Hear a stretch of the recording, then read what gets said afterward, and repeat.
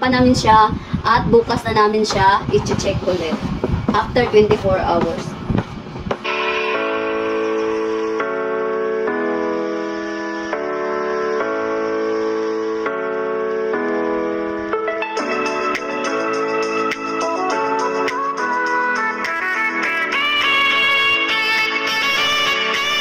So guys, gagawa na naman kami ng dishwashing liquid. So ayan guys, so yung mga ingredients para makagawa ng dishwashing. Ayan.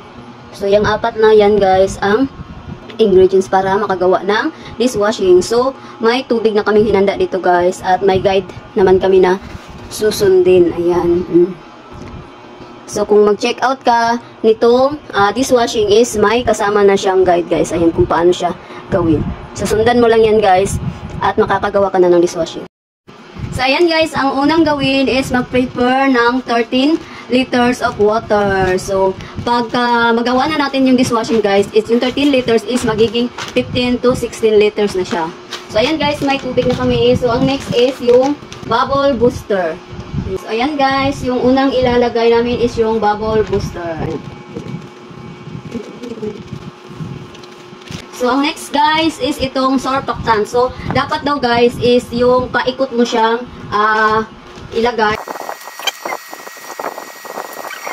So, ayan na guys. Tapos na namin malagay yung surfactant guys. So, hayaan na muna natin siya ng 10 minutes guys. Tapos, after ng 10 minutes, isaka na natin siya haluin at ilagay yung iba pang mga ingredients. Mga lalag. So, wait lang tayo ng 10 minutes. So, ayan na guys, at tapos na yung 10 minutes. So, kailangan na natin siyang haluin guys ng mga 1 to 2 minutes lang siya. So, hahaluin lang siya guys ng paikot. So, after natin yung haluin guys, is isusunod na natin ito si flavor. Ayan. Kalamansi yung flavor namin guys. Pero, isi-shake mo muna siya bago mo siya ilagay. So, ayan guys, at ilalagay na natin ang ating flavor. So, na-shake ko na siya, malalab. So, ilalagay na natin. So, ang next guys, ay ilalagay na natin itong thickener. So, nakalagay dito guys, na habang nilalagay natin siya dito guys, minimix natin siya dito. Kailangan guys, is continue lang yung pag-mix ng ating dishwashing guys. So, ito na yung pinaka-final na. So, dahan-dahan mo lang siyang ilagay guys. Tapos, hindi ka pwedeng huminto sa kaka-mix, guys.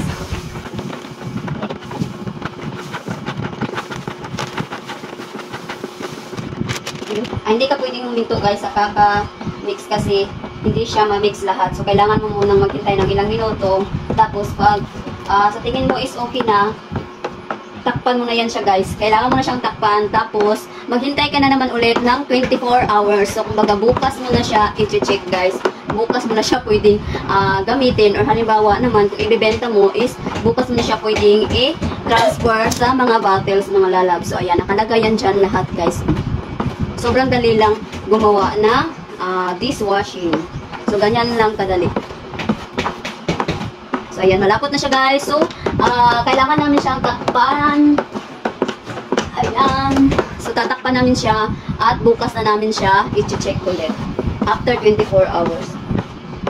So, ayan na guys, after 24 hours, ayan, yan na yung dishwashing na nagawa namin kahapon. So, imimix lang natin siya guys. Tapos, isalin na natin dito sa mga 1.5 na lalagyan. So, hindi naman namin siya ibebenta guys, kaya naghanap lang kami ng malagyan. Gagamitin lang namin to dito sa bahay guys. Ayan. Walang buo-buo yun. Thank you for watching, everyone.